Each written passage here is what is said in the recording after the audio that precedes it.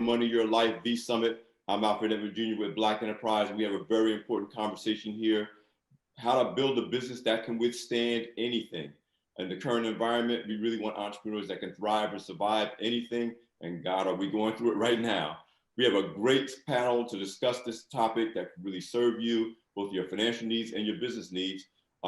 Please welcome to the conversation Daryl Shore, VP of Inclusive Solutions and Head of Inclusive Communities for Prudential, and Dorothea Kelly, CEO of Money Chat, business coach, financial coach, and just the perfect combination of people to really have this conversation. So let's get started right off the top, Daryl. Let me start with you. And then Dorothea, please jump in. Okay. What are you seeing right now in terms of what businesses are going through, what entrepreneurs are going through, both those that are served by what you do for Prudential, and just in general as a champion of entrepreneurship? What are you seeing, and what are the challenges that entrepreneurs are currently facing? Thanks, Alfred. So what we're seeing, with the pandemic is that small businesses are being disproportionately impacted. But as you start to narrow that down and look at Black-owned small business, you're seeing that the challenges that our small businesses are facing are even amplified, right? So we know that before the pandemic, Black-owned small businesses faced certain challenges: access to capital, access to technical assistance, and access to markets, right? We knew that was in place before the pandemic. And what we've seen because of the pandemic is that's been amplified. So if you think about PPP, 90% of Black-owned businesses were left out of a federal program that was put in place to provide capital to help businesses survive during the pandemic. And so what we're doing at Prudential, what we've been doing is we've been really looking at how do we address those challenges through the work that I lead. So we really think about, okay, how do we create avenues for access to capital for Black-owned businesses? How do we give them that technical assistance? Because capital is just not the only piece to the solution. If you give capital and it's not done in a right way, it could be detrimental to a business. So we say, how do you improve access to capital? How do you give that technical assistance pre and post financing? So how do you help a small business prepare themselves to obtain financing? And then once they get that financing, how do you help them use it in a way that helps sustain and grow their business? And then we also know that you got to increase the markets and networks for these businesses. So how do you help invest in growing markets so that Black businesses can grow their revenues and grow their business as well? So we were doing that before the pandemic, and we continue to do it today. In addition to those three parts that I laid out, we're also thinking about the financial wellness of the owners of those small businesses and their employees. We know that, in a small business, some of the employees may not have the benefits that I have being in a large corporate company like Prudential, but we know it's important because we know that small businesses are the growth engine for jobs in this country. So how do we improve the financial wellness of the owners, but also allow them to improve the financial wellness of their employees?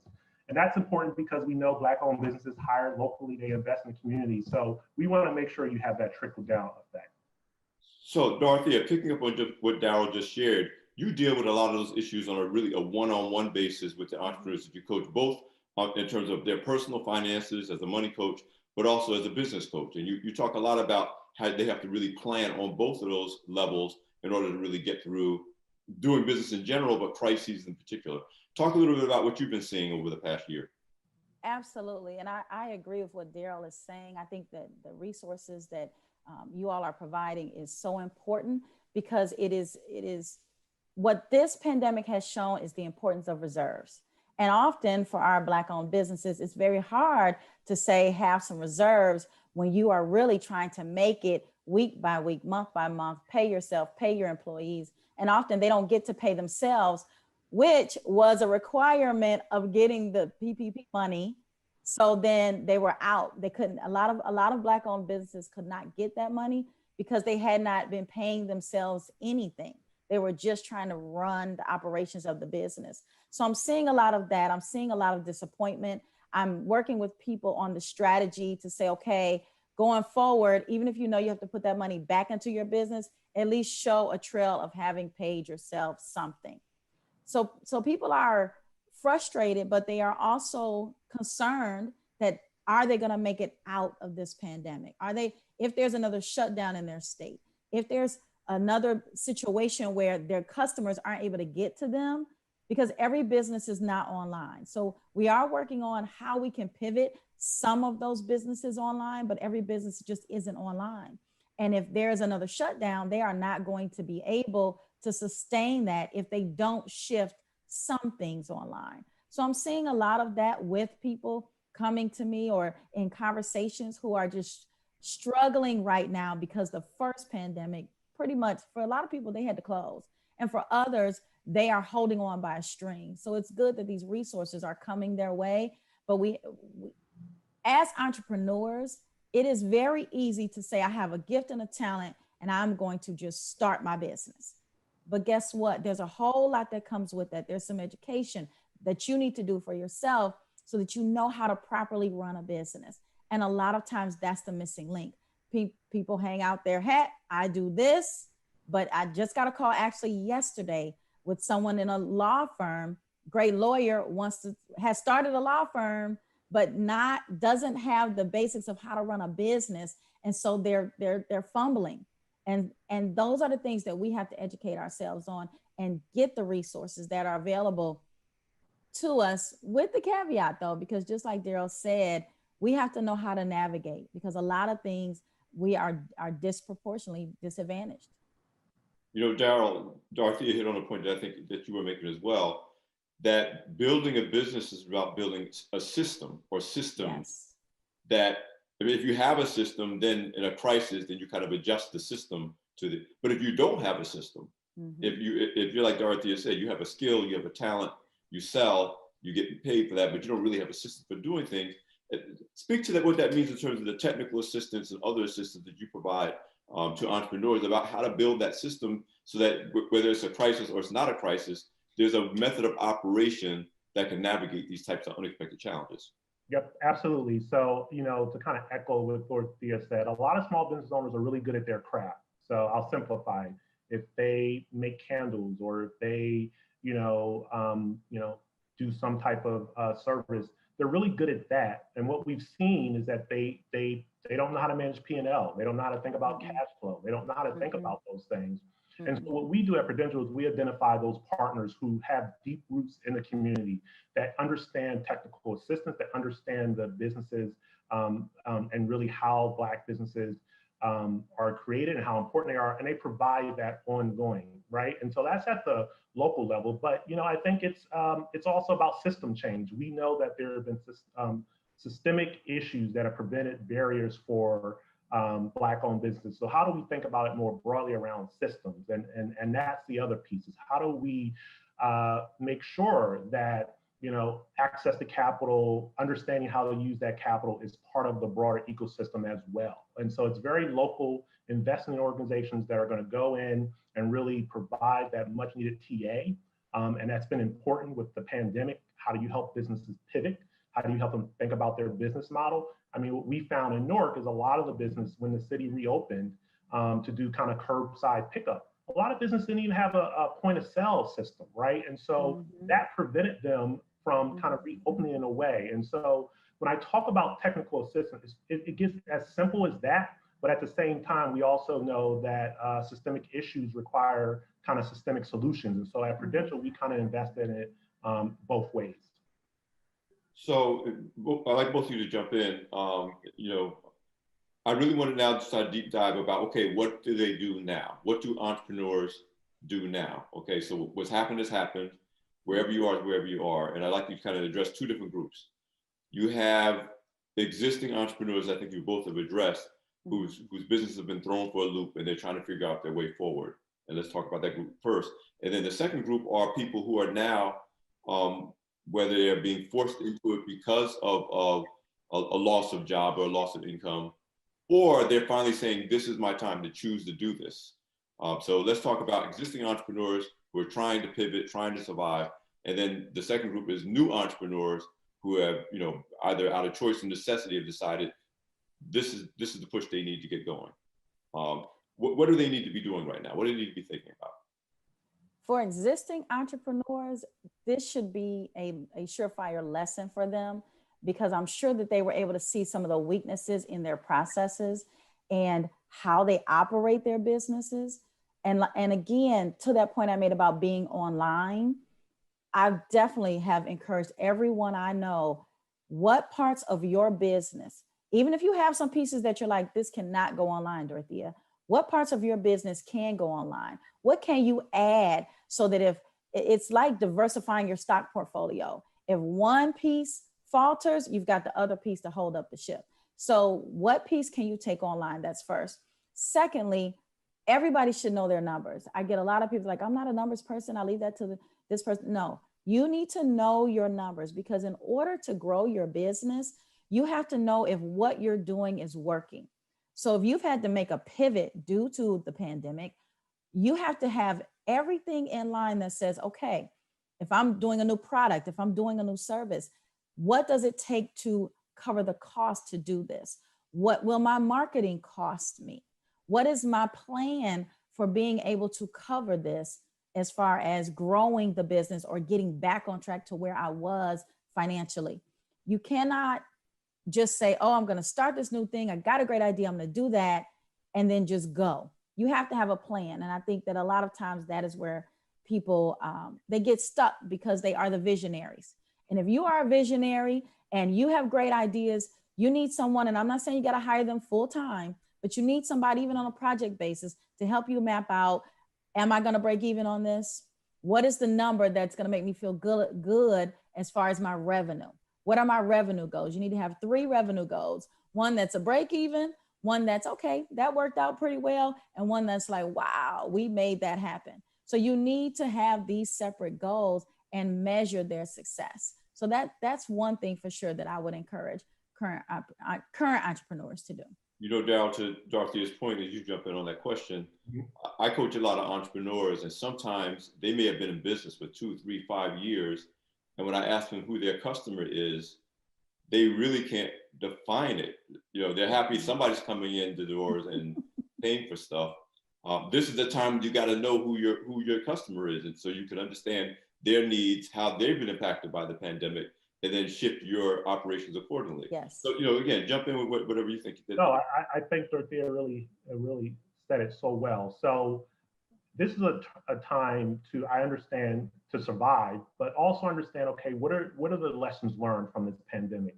And what I think we need to realize is that even when we kind of get back to what's normal, it's not going to be normal again. So how do we prepare our businesses again to kind of pivot to what it will be a new normal, right? And how do we take advantage of that? I think it's also important to really take this moment to ask for help, right? There are a lot of organizations out there, and one of the things that a lot of around all small business support is how do we build the capacity of those organizations to really provide those tools around planning, around financial management, around that. So I think it's as simple as taking the time and understanding what's the local CDFI, what's the local technical assistance provider, what are the networks just like this, how do I leverage Black enterprise and kind of all their convening power to have shared learning, but really think about what can I do to, one, sustain myself, but understand that the new normal will be different, and how do I now pivot my business to be able to succeed in that new normal? I think it's very important. Exactly. I would agree 100%. And I agree with you, Alfred, that you have to know your customer. Your customer may have changed. Someone who could possibly afford your service before might not be able to afford it now. But that doesn't mean that people don't have money. I really want to drive that home. I had this conversation recently. There are still customers who are spending. They are buying everything online now. So don't think that it's not a good time to sell, or it's not a good time to put a new product out there. It is the perfect time. It's just how you do it, and know who your people are. What do they like to do? As speaking to your avatar point, what do they like to do? Where do they go? What do they shop? Where do they shop? What do they buy? Why do they buy? Why do they buy? Exactly. Why do they buy? And what is driving them right now? What do they need? And if you don't have something, maybe you need to just revisit. Sometimes when you've been in business and I know we need to talk to the new entrepreneur as well, but sometimes when you've been in business 5, 10 years, even 3 years, maybe you need to reevaluate what you're offering. Maybe you need to add on so that you can get this new avatar in this new niche or what have you. So those are definitely some things to think about. Well, that's a perfect segue to the new entrepreneur who is maybe started the business in 2019 and ran headlong into the pandemic, or they're literally starting it in the middle of the pandemic. And I'm going to say, Dorothy, what I'm about to say, Dorothy has heard me say all the time because it's my pet peeve with entrepreneurs. I was like, you're not here to meet people's needs. You're here to meet their demands. Mm-hmm. Demand is what people will pay for. Yes. We all have things that we need that we're not really trying to put money out of our pockets to pay for. And I talk to so many entrepreneurs, especially new entrepreneurs, are saying, oh, but they really need this. They really need this. And then there's no money coming through the door because even if the customer thinks they need it, it's not the same thing as what they're willing to pay for. But exactly. So that's my jumping off point and my 2 cents about new entrepreneurs. But what should the newer entrepreneur need to be thinking as they venture out into their entrepreneurial life? The life of their business may be a year old, and they are navigating this environment, but they obviously have seen some kind of opportunity to even more to start a business in this environment. So I'll No, go ahead. I'll jump in real quick. I think it kind of echoes a lot of what we said around kind of existing businesses, right? So I think there's this mixture of passion and this mixture of kind of reality, right? So what makes entrepreneurs great is they bring this passion. But we have to have a balance between the passion and kind of the hard numbers, right? And so understanding that, you know, maybe I need to put as much time as managing my inventory, thinking about my P&L, thinking about how I even keep my my financial documents in a place that are accessible, because you know, hopefully we won't have another pandemic in our lifetime, but there are going to be opportunities when we have an economic downturn. There are going to be public programs out there that are going to be meant to help these businesses survive that. And we want to make sure as entrepreneurs that I am meeting the demand, being passionate about what I provide or what I do, but at the same time being prepared to tap capital, being prepared to grow my market. So you think about markets, and the reason I talk about markets so much is because, you know, Prudential, we're a Fortune 50 company, so we have a huge procurement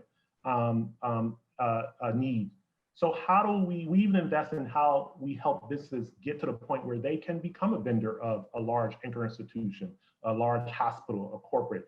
And that requires a little bit of not just being good at what you do, but really kind of the administrative merit aspect of it, right? And so I think you've got to keep that in perspective. And then I also think this is an opportunity to think about how am I building wealth for myself and my community, right? So I think that's another thing you think about. And I think that is really when you think about what are the tools out there, what are the resources out there to help me think about my financial wellness as well. Darcy? Absolutely. What I would tell new entrepreneurs right now is to get things organized. Yes, you have a skill, but okay, now you have a skill. Who's going to help you with that? And I know when I first started out, everybody's like, you need a team, you need a team. And I'm like, there's no money for a team. What are you talking about? So you don't have to hire full-time right now, but you're going to need some help or you're going to burn out because you need to be doing the visionary work, right? So you get some people part-time that can help you. There's all kind of tools and things and resources online where you can find someone to help you part-time. Even though you know how to do bookkeeping, maybe you shouldn't be doing your bookkeeping because that's taking you away from doing the working on your business. But the money is limited, right? So you hire someone on a project basis. You hire somebody part-time for a few hours a week to do different things. You have to look at your marketing. Marketing is a huge part of business. And I'm not just talking about social media marketing. Whenever I talk about marketing, everybody's like social media. And I'm like, likes don't equal sales. Like you have to know how to market. So you have to study. And then you have to hire people, again, few hours a week.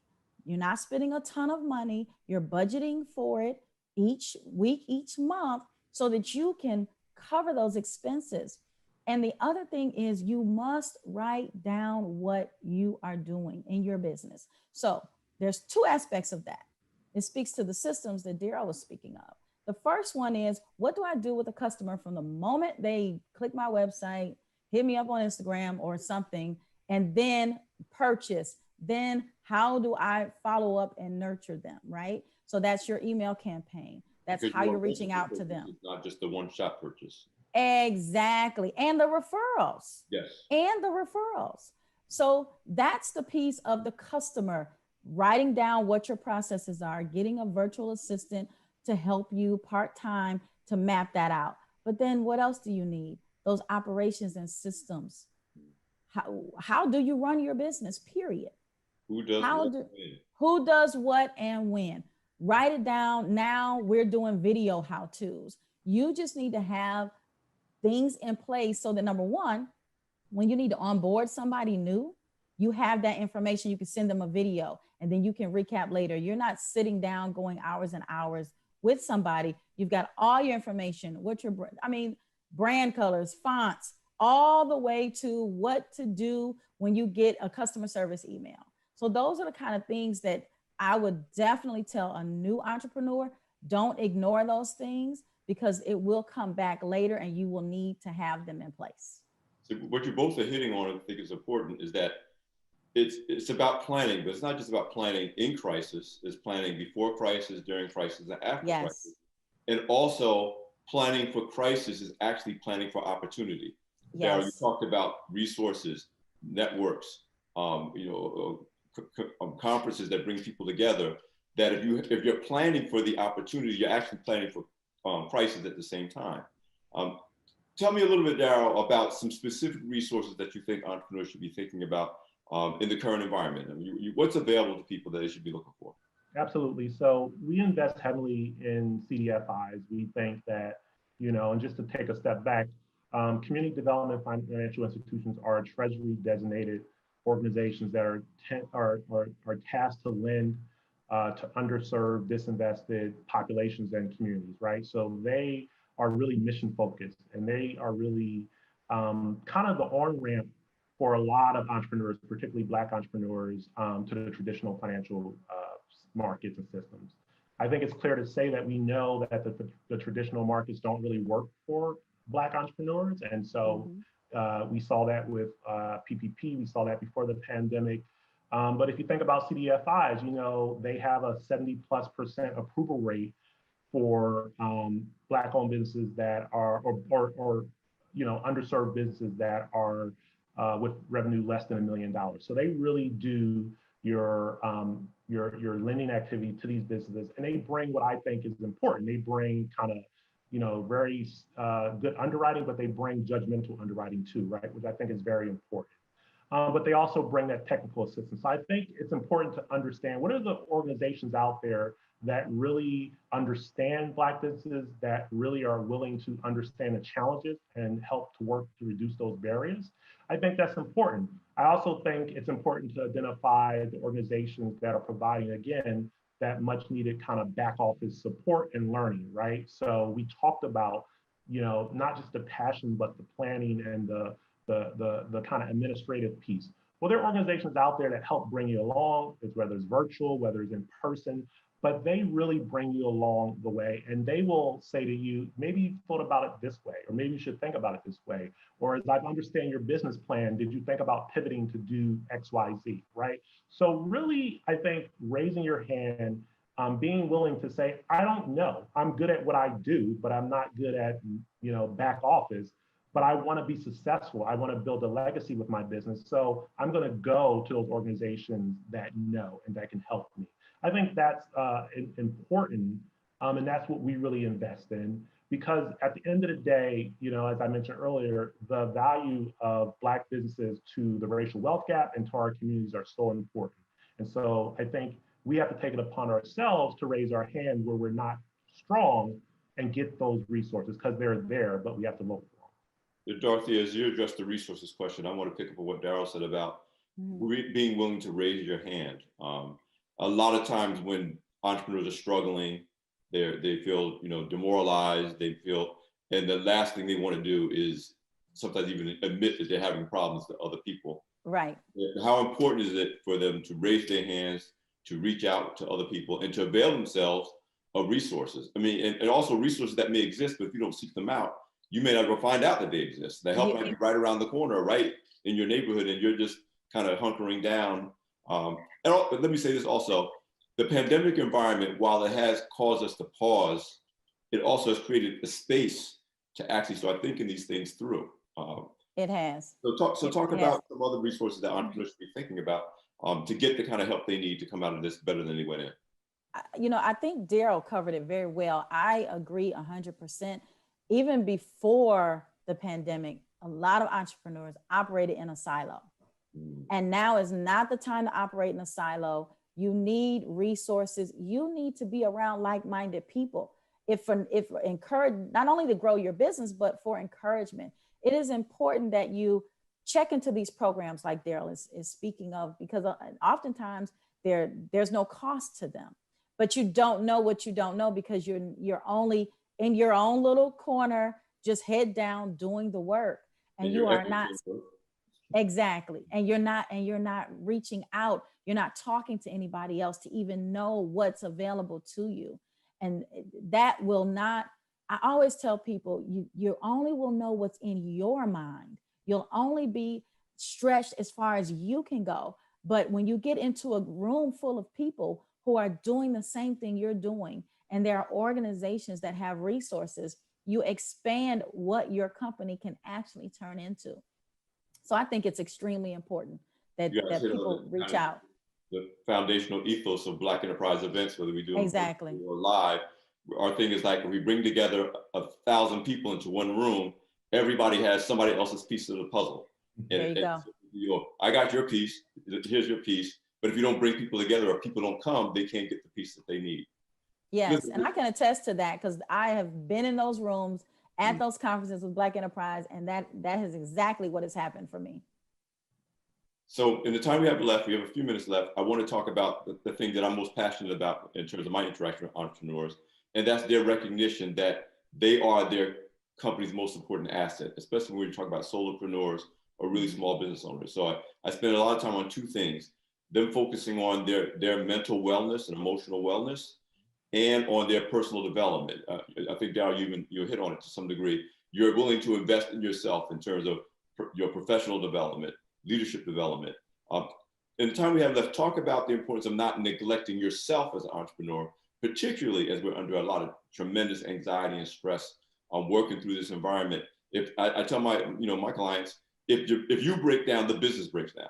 So yes, everybody's pulling on you, employees, family, customers, and you have to serve them, but you can't serve them if you're breaking down. So just each of you weigh in on that and the importance of that, because I think it's an important take home for those attending this event.